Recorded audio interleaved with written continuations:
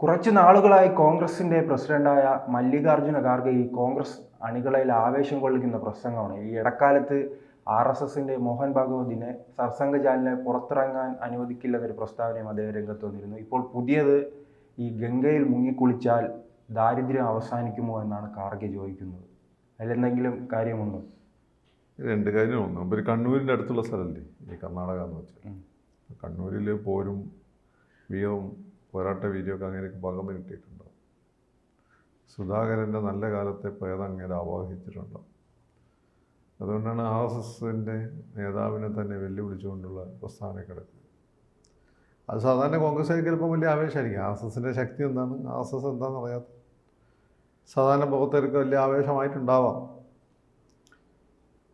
പിന്നെ ഈ രണ്ടാമത്തത് ഇപ്പോൾ കുംഭമേളയായിട്ട് ബന്ധപ്പെട്ട് പറഞ്ഞിട്ടുള്ള കാര്യങ്ങൾ, അത് കോൺഗ്രസിൻ്റെ പുതിയ വോട്ട് ബാങ്ക് അല്ലെങ്കിൽ പഴയ വോട്ട് ബാങ്ക് അവരെ ഒരുപക്ഷെ ചിന്തിപ്പിച്ചേക്കും.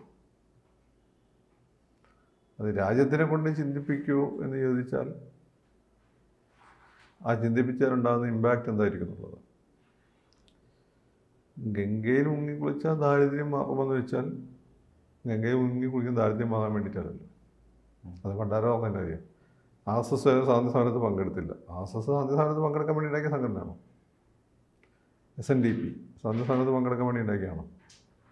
സാധുജല പരിപാലന സംഘം സ്വാതന്ത്ര്യ സമരത്ത് പങ്കെടുക്കാൻ വേണ്ടി ഉണ്ടാക്കിയതാണോ? അംബേദ്കറിൻ്റെ സംഘടനകൾ അത് സ്വാതന്ത്ര്യ സമരത്ത് പങ്കെടുക്കാൻ വേണ്ടി ഉണ്ടാക്കിയതാണോ? അല്ലല്ലോ. അപ്പം അതേപോലെ ഈ ഇന്ത്യയിലെ ദാരിദ്ര്യമാകാത്തത് എന്തുകൊണ്ട് എന്ന് ചോദിച്ചാൽ അത് ഏറ്റവും സിമ്പിളായ ഉത്തരം, ഒരു വലിയ രാജ്യം, എന്നാൽ ലോകത്ത് ഏറ്റവും കൂടുതൽ പോപ്പുലേഷൻ ഡെൻസിറ്റി ഉള്ള രാജ്യങ്ങൾ പ്രധാനപ്പെട്ട രാജ്യം. വലിയ രാജ്യമാണ് പ്രശ്നമില്ല, കാനഡ വലിയ രാജ്യമാണ്, പക്ഷേ പോപ്പുലേഷൻ കുറവായിരിക്കും. ഇവിടെ പ്രശ്നം എന്ന് വെച്ചാൽ പോപ്പുലേഷൻ വളരെ കൂടുതലാണ്, രാജ്യം വളരെ വലുതാണ്. ലോകത്തുള്ള എല്ലാ ഭൂപ്രകൃതി ഈ രാജ്യത്തുണ്ട്. മരുഭൂമിയുണ്ട്, പോളാർ റീജിയൻ പോലെയുള്ള വലിയ സിയാച്ചിൻ പോലെയുള്ള മഞ്ഞുമലകളുണ്ട്, ലാറ്റിൻ അമേരിക്ക പോലുള്ള കേരളം പോലുള്ള പ്രദേശങ്ങളുണ്ട്, നിത്യഹരിത വനങ്ങളൊക്കെ ഉണ്ട്. അതുപോലെ തന്നെ ഈ പറയുന്ന പീഠഭൂമികളുണ്ട്, ചിലിയിലൊക്കെ ഉള്ള പോലെ പീഠഭൂമി, ഡക്കാൻ ആ ഒരു ഏരിയ, അങ്ങനെ എല്ലാ തരത്തിലുള്ള ക്ലൈമാറ്റിക് കണ്ടീഷനുള്ള വിശാലമായ രാജ്യമാണെങ്കിൽ പോലും ജനങ്ങൾ ചില പ്രത്യേക മേഖലകൾ മാത്രമായിരിക്കും. ബംഗാൾ അതിശക്തമായ പോപ്പുലേഷൻ ഡെൻസിറ്റിയാണ്, കേരളത്തിൻ്റെ അതിശക്തമായ പോപ്പുലേഷൻ ഡെൻസിറ്റിയാണ്. എന്നാൽ നിങ്ങൾ രാജസ്ഥാനിലേക്കോ ഗുജറാത്തിലേക്കോ പോയ ഇത്തരം പോപ്പുലേഷൻ ഡെൻസിറ്റി കാണാൻ പറ്റില്ല. അപ്പോൾ ഇത്തരം പ്രശ്നങ്ങളുണ്ട്. അതാണ് ഒരു പ്രധാനപ്പെട്ട കാരണം. പക്ഷെ നാട്ടുകാർക്ക് അത് മനസ്സിലാവണമെന്നില്ല. നാട്ടുകാർ തിരിച്ചു ചോദിക്കും, ഇത്രയും കാലം നിങ്ങളല്ലേ പഠിച്ചിരുന്നത് ദാരിദ്ര്യം എന്തുകൊണ്ട് അവസാനിപ്പിച്ചില്ല എന്ന് കൗണ്ടർ ക്വസ്റ്റ്യൻ വരും. അതോടൊപ്പം തന്നെ ഈ എവിടെ മൈക്ക് കിട്ടിയാലും BJP പറയുന്നത് കോൺഗ്രസ് ആൻറ്റി ഹിന്ദു എന്നാണ്. അപ്പോൾ അങ്ങനെ ഇരിക്കുന്ന ഒരു സാഹചര്യത്തിൽ ഇത്തരം അനാവശ്യ പ്രസ്താവനകൾ ഇനി എങ്ങനെയായിരിക്കും കോൺഗ്രസിനെ ബാധിക്കുക? അത് കോൺഗ്രസിനെ ആരെങ്കിലും ഹൈജാക്ക് ചെയ്തോ എന്ന് മനസ്സിലാക്കേണ്ടത്. കോൺഗ്രസിൻ്റെ ഇപ്പോൾ ഒരു വലിയൊരു പ്രശ്നം എന്ന് വെച്ചാൽ ഹിന്ദു വോട്ടുകൾ കോൺഗ്രസിന് കിട്ടിക്കൊണ്ടിരുന്നതുകൊണ്ടാണ് കോൺഗ്രസ് ജയിച്ചതല്ല, മുസ്ലിം വോട്ടുകളൊന്നുമല്ല. മുസ്ലിം വോട്ട് അതിൻ്റെ ഭാഗമായിട്ട് വന്നിട്ടുള്ളൂ. ഇപ്പോൾ മുസ്ലിങ്ങളെതിരെ നിന്നപ്പം കോൺഗ്രസ് ജയിച്ചിട്ടുണ്ട്.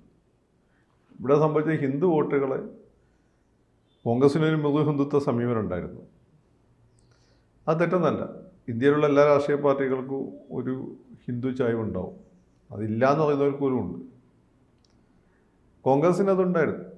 അതുകൊണ്ടാണ് കോൺഗ്രസിനോട് ഹിന്ദുക്കൾ ചേർന്ന് നിന്നിരുന്നത്. അല്ലാതെ ലോകത്ത് ഏത് രാഷ്ട്രീയ പാർട്ടി, ഇപ്പോൾ നിങ്ങൾ യൂറോപ്പ് ക്രിസ്ത്യൻ അല്ലാന്ന് പറയുമ്പോഴും അവരുടെ പല സിമ്പിൾസും ഒക്കെ എടുത്ത് വയ്ക്കുക, അതൊരു ക്രിസ്ത്യൻ ആറ്റിറ്റ്യൂഡ് നിങ്ങൾക്ക് കാണാൻ പറ്റും. അപ്പോൾ അറബ് രാജ്യങ്ങൾ പറയണ്ടല്ലോ, ഇറ്റ്സ് വെരി ഓപ്പൺ. അപ്പോൾ ആ ഒരു അങ്ങനെ ഉപ്പിലിട്ടൊരു ഹിന്ദുത്വമായിരുന്നു കോൺഗ്രസിൻ്റേത്. അപ്പോൾ ശരിക്കുള്ള ഹിന്ദുത്വം RSS BJP വന്നപ്പോൾ കോൺഗ്രസ് റീപ്ലേസ് ചെയ്യപ്പെട്ടതാണ്. കോൺഗ്രസ് തിരിച്ചു തന്നെ ഇനിയും ഹിന്ദു വോട്ടുകൾ തന്നെ മുടക്കിക്കൊണ്ടുവരണം.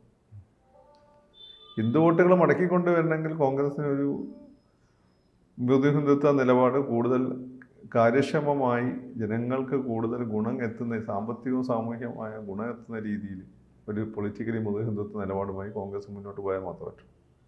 BJP ചെയ്യുന്നതിനപ്പുറം BJP അല്ല, ഈ കഴിഞ്ഞ തെരഞ്ഞെടുപ്പിനെ വെച്ച് നോക്കുമ്പോൾ ഉത്തർപ്രദേശിലെല്ലാം വലിയ രീതിയിൽ കോൺഗ്രസിന് സീറ്റിൻ്റെ എണ്ണം കൂടി കിട്ടിയിട്ടുണ്ടല്ലോ. RSS വോട്ട് ചെയ്തിട്ടല്ലേ? RSS മോഡിക്കിട്ട് പണിഞ്ഞാൽ റിയാലിറ്റി മനസ്സിലാക്കണ്ട. അങ്ങനെയായിരുന്നു മറ്റു സ്ഥലങ്ങൾ എന്തുകൊണ്ട് കിട്ടിയ? മഹാരാഷ്ട്രയിൽ എവിടെ പോയി? അല്ല, അപ്പൊ സാറ് പറഞ്ഞ RSSന്റെ വോട്ടാണ് ഉത്തർപ്രദേശ് വലിയ തോതിൽ കോൺഗ്രസ് ലഭിച്ചു. RSS തിരുവനന്തപുരത്ത് രാജീവ് ചന്ദ്രശേഖരൻ. നിന്റെ ഏരിയയിലല്ലേ RSSകാരുടെ വോട്ട് കുറഞ്ഞത്? പല സ്ഥലത്ത് ആളുകൾ വോട്ട് ചെയ്യാൻ പോയില്ലല്ലോ. വോട്ട് ചെയ്യാൻ പോയിട്ടുണ്ട്, എന്നാൽ വിചാരിച്ച അത്ര വോട്ട് തന്നില്ല. അതുകൊണ്ടാണ് രാജീവ് തോറ്റത്. അങ്ങനെ കെട്ടിയിറക്കിയ സകല സ്ഥാനാർത്ഥികളെയും തോൽപ്പിക്കാൻ തോന്നുന്നു. അങ്ങനെ അമിത്ഷായ്ക്കും മോഡിക്കും ചെറുതായിട്ട് അവരൊക്കെ ഒരു മൂക്കയം ഇടുക എന്നുള്ള RSSന്റെ പോളിസി ആയിരുന്നു. സൂര്യ ഓപ്പൺ അവരെല്ലാന്നും പറഞ്ഞിട്ടില്ലല്ലോ. അതിനുശേഷം മോഡി ഇപ്പം ഭയങ്കരമായിട്ട് ഒന്നും മെരുങ്ങിയത്. അതിന് മോഡി അമിത്ഷായും കൂടി RSSനേക്കാൾ വലിയ സാധനങ്ങളായി മാറിയിട്ടുണ്ട്. അപ്പം അതിലൊന്നും അത് കോൺഗ്രസ് മനസ്സിലാക്കാത്തതുകൊണ്ടാണ്. കോൺഗ്രസ് എന്തുകൊണ്ടാണ് മനസ്സിലാക്കുന്നില്ല എന്നുള്ളതാണ്. ഇവിടെയുള്ള കോൺഗ്രസ് നമ്മളന്നും BJPക്ക് 300 സീറ്റ് ഇട്ടു, 600 സീറ്റിൻ്റെ അടുത്ത് വരുമെന്ന് പറഞ്ഞപ്പോൾ പല ആളുകൾ ഇതിന് ഇലക്ഷൻ കഴിഞ്ഞപ്പോൾ നമ്മളെയൊക്കെ കളിയായി. നമ്മളെന്താ വന്നത്? അത് RSS ശക്തമായിട്ട് ഫോർഫൻ്റെ നിൽക്കുമ്പേ പറ്റുള്ളൂ. RSS നിൽക്കില്ല നമ്മളറിഞ്ഞു. അതൊക്കെ അവരുടെ ഉള്ളിൽ. എന്നോട് ഇലക്ഷൻ കഴിഞ്ഞ ശേഷം കേരളത്തിൽ RSSന് പ്രധാനപ്പെട്ട ആൾ വന്നു. നീ കേരളത്തിൽ വലിയ 13 സീറ്റ്, നീ പൊതുവെ പറയുന്നത് ശരിയാവുന്നുണ്ട്, 13 സീറ്റ് CPMന് കിട്ടില്ലോ എന്ന് തന്നെ കിട്ടില്ല, വെറുതെ പറയാൻ പോകണോ? അപ്പോൾ ഞാൻ വിചാരിച്ച് പക്ഷേ എനിക്ക് ശരിയെന്ന് തോന്നി ഞാൻ പറയുള്ളൂ. പക്ഷേ ഞാൻ നോക്കുമ്പോൾ 13 സീറ്റ് കിട്ടേണ്ടതാണ്. കാരണം ആ രീതി LDF കൺസോൾട്ടേറ്റ് ചെയ്തിട്ടുണ്ട് കേരളത്തിൽ. സംഭവം എന്താണ്? ഞാൻ വിചാരിച്ചൊരു RSSകാർ ഈ കോൺഗ്രസിനെ തോൽപ്പിക്കാൻ വേണ്ടിയിട്ട് ഇവർക്ക് വോട്ട് പിന്നെ CPMന് വോട്ട് ചെയ്യുമെന്ന് വിചാരിച്ചത്. അത് സംഭവിച്ചില്ല. കഴിഞ്ഞോ രണ്ടാമതാണ് കേന്ദ്രത്തിലേക്കുള്ള തെരഞ്ഞെടുപ്പായതുകൊണ്ട് ഈ പറയുന്നതിൻ്റെ മാതിരി കേരളത്തിലുള്ള മുന്നണി ബന്ധങ്ങൾക്ക് അപ്പുറം കടന്നുള്ള ക്രോസ് വോട്ടിംഗ് നടന്നു. പിന്നെ CPMൻ്റെ ഉള്ളിൽ തന്നെ CPMനെ തോൽപ്പിക്കാനുള്ള ചില കളികൾ നടന്നത്. ഇതെല്ലാം കൂടി കൊണ്ടാണ്. അതോടൊപ്പം തന്നെ ഈ കാർഗയിലേക്ക് തിരിച്ചു വരിക അദ്ദേഹം എന്തായിരിക്കും ഉദ്ദേശിക്കുക? ഇങ്ങനെ നിരന്തരം ഇങ്ങനെ വിവാദങ്ങളിൽ നിറഞ്ഞു നിന്ന് ഒരു ഫേസായി മാറാമെന്നായിരിക്കുമോ? പ്രായമായില്ലേ, അതിൻ്റെ പ്രശ്നമായിരിക്കും. അല്ലെങ്കിൽ ഇവരുള്ള ആളുകൾ പറയില്ല. കാരണം കുംഭമേള എന്ന് പറഞ്ഞാൽ നിങ്ങൾ ഇഷ്ടപ്പെട്ട ഈ RSS കണ്ടുപിടിച്ചല്ലോ കുംഭമേള. നിങ്ങൾ ഹിന്ദുവായിട്ട് ബന്ധപ്പെട്ട ഈ RSS 25 ഉണ്ടായതല്ലേ. ഈ ഹിന്ദുവായിട്ട് ബന്ധപ്പെട്ട സകലവും നിങ്ങളെന്തിനാ RSSന് എടുത്തു കൊടുക്കുന്നത്? RSS കണ്ടുപിടിച്ചല്ലോ ഹിന്ദുമേള, ഈ കുംഭമേള. ജവഹർലാൽ നെഹ്റു അതോടൊപ്പം തന്നെ ഈ യോഗി സർക്കാരും മോദി സർക്കാരും കൂടെ കോടിക്കണക്കിന് രൂപയാണ് അതിനുവേണ്ടി ചെലവഴിക്കുന്നതെന്നെല്ലാം വിമർശനം. അതുവരും ചെയ്തിട്ടില്ലേ? കുംഭമേളയ്ക്ക് ആ സമയത്ത് നെഹ്റുട്ടുള്ള ആളുകൾ കാശ് ചിലവായിട്ടില്ലേ? ഇത്ര ആളുകൾ ഒരു മതപരമായ ചടങ്ങിന് വന്നു കൂടുമ്പോൾ സ്വാഭാവികമായിട്ട് അവിടെ ചിലവ് വരില്ലേ? ലോ ആൻഡ് ഓർഡർ, അവിടെ ഫെസിലിറ്റീസ് ഒരുക്കണം, അതൊക്കെ ചെയ്തിട്ടില്ലേ? ആരാ ചെയ്യാത്തതുള്ളത്? അവർ കോൺഗ്രസിൻ്റെ അകത്ത് കുംഭമേള നിരോധിച്ചുകൂടായിരുന്നു. മനുഷ്യന് ഭക്ഷണം കൊണ്ട് മാത്രമേ ജീവിക്കാൻ പറ്റും. ഭക്ഷണം എല്ലാവർക്കും എത്തിച്ചു കൊടുക്കാനൊക്കെ വലിയ ബുദ്ധിമുട്ടുള്ള കാര്യമാണ്.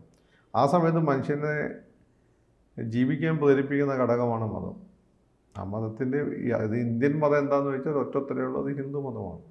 പിന്നെ ജൈനമതം, ബുദ്ധമതം എന്നതിൻ്റെ അവാന്തര വിഭാഗങ്ങളായി വന്നു. ബാക്കി ഫോറിൻ റിലിജൻസാണ്. അപ്പം ഞാനുൾപ്പെടെയുള്ള ആളുകൾ വിശ്വസിക്കുന്ന ഫോറിൻ റിലിജനാണ്.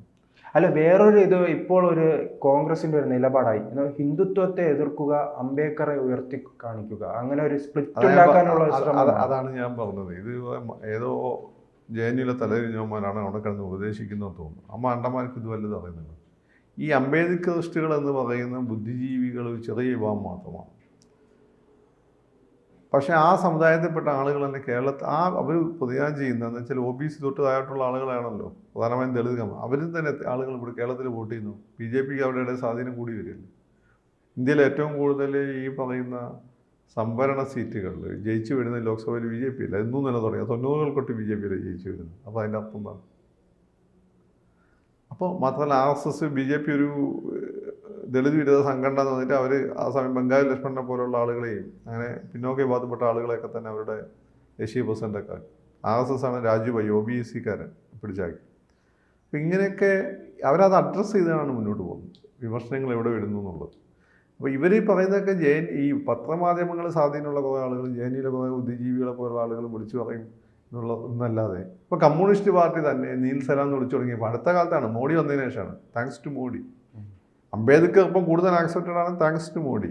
നമ്മുടെ ഭരണഘടനയെ ഇവിടെയുള്ള മുസ്ലിങ്ങളും അതുപോലെ തന്നെ ഇടത് പാർട്ടികൾ ഇത്രമാത്രം പുകഴ്ത്തുന്നുണ്ടെങ്കിൽ താങ്ക്സ് ടു മോഡി. നമ്മുടെ ദേശീയ പതാക ഉയർത്താത്ത സ്ഥലങ്ങളിൽ പല മദ്രസകളിലും അതുപോലെ പിന്നെ ഈ പറയുന്ന ഈ രാഷ്ട്രീയ പാർട്ടികളുടെ ഓഫീസുകളിൽ ഇപ്പോൾ ദേശീയ പതാക ഉയർത്തുന്നെങ്കിൽ താങ്ക്സ് ടു മോഡി. മോഡിയെ തടയാൻ വേണ്ടിയിട്ടാണ്.